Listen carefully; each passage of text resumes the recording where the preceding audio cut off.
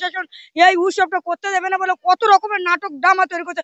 Drama করে কোনো লাভ হলো না, কারণ ডিভিশন সিংহভূমকে একবার মমতা বন্দ্যোপাধ্যায় থাপ্পড় মারলে প্রশাসনের সঙ্গে। মসজিদের কাছাকাছি যাদের মণ্ডপ তারা যেন 5টা ওয়ার্ডকে 10 মিনিট করে বন্ধ রাখে। নামাজটা আমি ধ্যান দিয়ে পড়বো, তা আমার প্যান্ডেলের মণ্ডপের সাথে কি যায় আসে? যখন মমতা বন্দ্যোপাধ্যায় মাথায় ঘুমটা দিয়ে ঘুমটা নাচার করে যখন নামাজ পড়েন, যখন অভিষেক ব্যানার্জি চেংরা হিসাবে যখন ওই রুমালটা কপালে বাঁধে, তখন মুসলমানদের এবং ইমাম সাহেব এবং মুয়াজ্জিন যারা পরিচালনা করেন সেক্রেটারি, তারা তখন বলতে পারেন না তোর বয়সী মেয়ে নে, তুই আলমেন সঙ্গে করো, আমাদের কিছু যায় আসে না, তুই বাচ্চা মেয়ে নে, তো গায়ে হাতে মারাতো।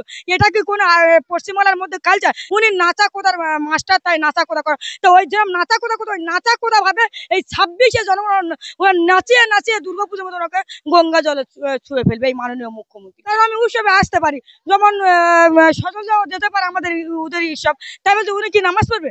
সন্তোষ মিত্র স্কয়ারের এই মুহূর্তে স্বরাষ্ট্রমন্ত্রী পুজো উদ্বোধন করে গেছে। আমার সঙ্গে রয়েছেন রেবেকা মোল্লা, উপস্থিত ছিলেন। আমি বলছি দুর্গাপুজোর উদ্বোধনের অনুষ্ঠানে আপনি তো সংখ্যালঘু, উপস্থিত ছিলেন কেন এই মুহূর্তে দাঁড়িয়ে? দেখুন, আমি মুসলিম ঠিকই কথা, উৎসব সকলে আসতে পারে। আমি তো আর মমতা বন্দ্যোপাধ্যায়ের মতো হিজাব করে আর ওই ফিতে কাটতে পারি না। কারণ ভোট আমার আমি ধর্ম আমার ব্যক্তিগত ব্যাপার, আমি কোনো ধর্ম নিয়ে আঘাত করতে চাই না। এই মাননীয় মুখ্যমন্ত্রীর মতো যে খাবে ওখানে ফিরাজ বাবু, শওকত মোল্লা, গিয়াস মোল্লা, হুমায়ুন কবির চুপ করতে হবে, আমি এটা মেনে নেবো না। কারণ আমি উৎসবে আসতে পারি, যেমন সচলজাও যেতে পারে আমাদের ওদের উৎসব, তাই বলতে উনি কি নামাজ পড়বে? উনি ওনার খাদ্যটা খেয়ে আসবে, আমি যেমন এসে আমি খেয়ে চলে যাবো, তাই বলতে ওনাকে ফিতে কাটবে, এটা তো আমাদের হবে না। কারণ উনি যেমন নোংরা নেত্রী, ওই জন্য পশ্চিমবাংলায় নোংরামো করেন, তাই ওই নোংরাটা আমরা মেনে নেব না। আমার খুব ভালো লাগলো উৎসবটা, কারণ আমি ওই শুনলাম যে কলকাতার প্রশাসন এই উৎসবটা করতে দেবে না বলে কত রকমের নাটক ড্রামা তৈরি করছে। ড্রামা করে কোনো লাভ হলো না, কারণ ডিভিশন সিংহভূমকে একবার মমতা বন্দ্যোপাধ্যায় থাপ্পড় মারলে প্রশাসনের সঙ্গে। আরেকটা জিনিস আমি জিজ্ঞাসা করবো রেবেকা মোল্লা, এই মুহূর্তে দাঁড়িয়ে মুখ্যমন্ত্রী স্টেজে নাচছেন, কার্যত দেখতে পাচ্ছেন তো 10 জন মারা গেল। ওনার নাচা কোদা এবং উৎসব খেলা মেলা ধুলো ওনার ওইগুলোই কাজ। উনি কেউ কাজ জীবন নিয়ে চলে কাজ জীবন, উনি লোকে তো জীবন খেয়ে নেয়, লোকের রক্তাক্ত করেন উনি। কোনো মার কল খালি হোক, কোনো বৌদির নাকে এবং মাথাতে সিঁদুর, উনি ওগুলো ভাবেন না। উনি নাচা কোদার মাস্টার, তাই নাচা কোদা করে। তো ওই যেরকম নাচা কোদা ওই নাচা কোদা ভাবে এই 26শে জনগণ নাচিয়ে নাচিয়ে দুর্গাপুজোর মতো ওকে গঙ্গা জলে ছুঁয়ে ফেলবে এই মাননীয় মুখ্যমন্ত্রী, এই অপদার্থ মুখ্যমন্ত্রীকে। একটা জিনিস এই মুহূর্তে দাঁড়িয়ে ভাইরাল কুণাল ঘোষের একটা অ্যালবাম। কুণাল ঘোষ ওটাই করে, যেমন অর্পিতা পারতো, যেমন জ্যোতিপ্রিয়, যেমন ওই ভাগ্নির সঙ্গে করেছে। কুণাল ঘোষ ওগুলো তো স্বাভাবিক, ওগুলো ওদের তো ইনকাম, মেয়েদের নিয়ে ইনকাম কেন, তাই মমতা বন্দ্যোপাধ্যায় করেছিলেন, আমরা তো বন্ধ করে দিত। কুণাল ঘোষ করবে, ওটা তো বৈশিক, উনি তো ওটাই ওর স্বাভাবিক, মেয়েগার গায়ে হাত মারে করো। কারণ যেমন পশ্চিমবঙ্গের নেত্রী তখন কুণাল ঘোষ, ওদের নিয়ে আর কি বলবো। কুণাল ঘোষ কি অসুবিধা? তো ওই মেয়ে নিয়ে অ্যালবাম সংগ্রহ করতে বলেছে, ওই বাচ্চা মেয়ে নে, তো তোর বয়সী মেয়ে নে, তুই অ্যালবাম সংগ্রহ করো, আমাদের কিছু যায় আসে না, তুই বাচ্চা মেয়ে নে, তো গায়ে হাতে মারাতো। এটা কি কোনো পশ্চিমবাংলার মধ্যে কালচার? তাই ওই জন্য যেমন নেত্রী বলে কি যাই নায়ক, তুমি সিনেমায় আর্টিস্ট করো, তুমি রাজনীতি জায়গায় নায়ক করছো কেন? তুমি 5 বছর আগে তো নারদা সারদা তো পিজনমান চাপড়ে চাপড়ে বলেছিলেন মমতা চোর মমতা, তুমি চলচ্চিত্র জায়গায় নাচো। এই পশ্চিমবাংলায় জনগণ ওইটা নিয়ে তুমি এই চলচ্চিত্র করেছো, একটা বাচ্চা মেয়ে নেই, একটা 20 বছর 30 বছরের মেয়ে নেই। তুমি একটা জিনিস এই মুহূর্তে দাঁড়িয়ে কিছু মসজিদের কাছে যে পুজো মণ্ডপ গুলো, সেখানে ফতোয়া জারি করা হয়েছে যে আজানের পর, মানে আজানের সময় থেকে 10-15 মিনিট করে মাইক বন্ধ রাখতে হবে, পুজো মণ্ডপের মাইক বন্ধ রাখতে হবে। কি বলবেন? দেখুন, ঈদ বা বকরা ঈদ আজান না ইয়েতে, এটা মমতা বন্দ্যোপাধ্যায় পুরো প্ল্যান করছে। মমতা বন্দ্যোপাধ্যায় তো প্ল্যান করছে, কারণ ওনার তো ভয় পাচ্ছে যে হারে জনগণ এগিয়ে আসছেন।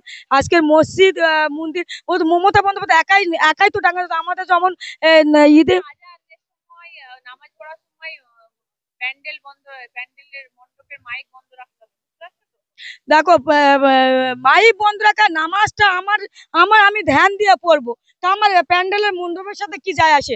তাহলে আমি মমতা বন্দ্যোপাধ্যায় ও বলি এবং ওরা সবাই ফতোয়াদারি করছে, আমি সেই মুসলিমদের এবং যারা মুয়াজ্জিন এবং যারা ইমাম সাহেবকে বলি, যখন মমতা বন্দ্যোপাধ্যায় এর ডোরের মাথায় ঘুমটা দিয়ে ঘুমটা নাচান করে যখন নামাজ পড়েন, যখন অভিষেক ব্যানার্জি চেংড়া হিসাবে যখন ওই রুমালটা কপাল বাঁধে, তখন মুসলমানদের এবং ইমাম সাহেব এবং মুয়াজ্জিন যারা পরিচালনা করেন সেক্রেটারি, তারা তখন বলতে পারেন না?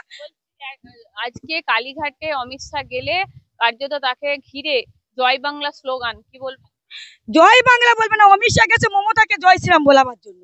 মমতা পালিয়ে গেছে কালীঘাট, উনি আর কালীঘাটে নাই, কালীঘাট ছেড়ে মমতা পালিয়ে গেছে। মমতা কালীঘাট আর নাই, মমতা বড় ডাইরেক্ট দিলে কি হবে, দিল্লি থেকে আইলে মমতা পারে কেন? মমতা কয়লা চাকরি চুরি করেছে, আর আমার অমিত শাহজি কয়লা চাকরি চুরি করেন না, তাই অমিত শাহজি সাহই না গেছে। অমিত শাহ দেখে তো ও কিছু কোনো চোর কোনো জিয়াদি এবং বিরোধিতাকে এনে সামনে দাঁড় করেছে।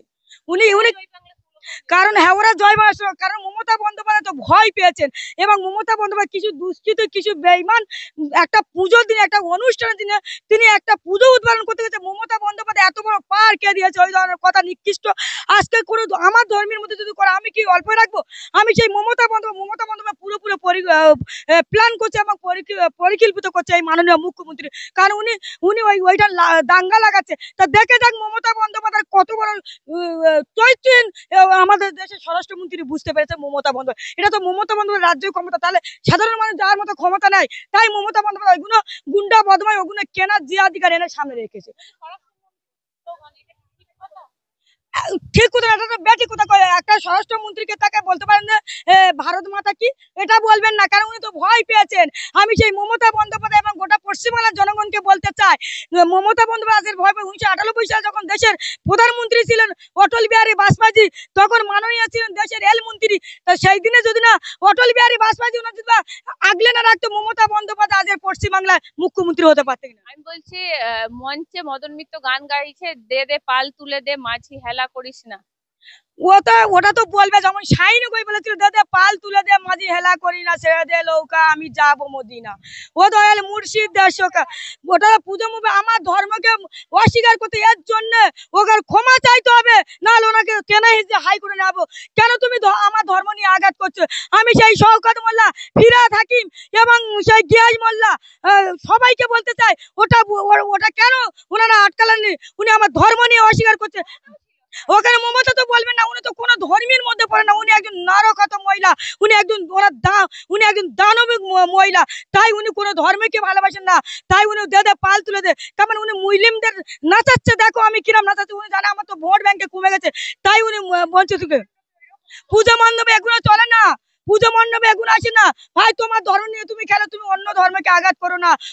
ইসলাম ধর্মটা উনি গোলা টিপে ধরছে, আর উনি আবার দিল্লিকে দোষারোপ করে এই মাননীয় মুখ্যমন্ত্রী। তখন এখন ফিরহাদ বাবু, শওকত মোল্লা, গিয়াস মোল্লা, হুমায়ুন কবির চুপ করেছে, মুখে ওদের সাইলেন্ট লেগে আছে, কারণ ওরা বলতে পারবে না তো, তাহলে বললে তো আমাদের পদ আর রাখবে না। আর ওটা বলতে পারবে না যে পুজো মণ্ডপে এই টাকার একটা তো পূজা হলো কই, তখন অমিশা বললো না যে পাল তুলে দে, তখন শাহিন ঘোষ, তখন মমতা বন্দ্যোপাধ্যায়, তখন কুণাল ঘোষ, তখন ফিরহাদ সব করে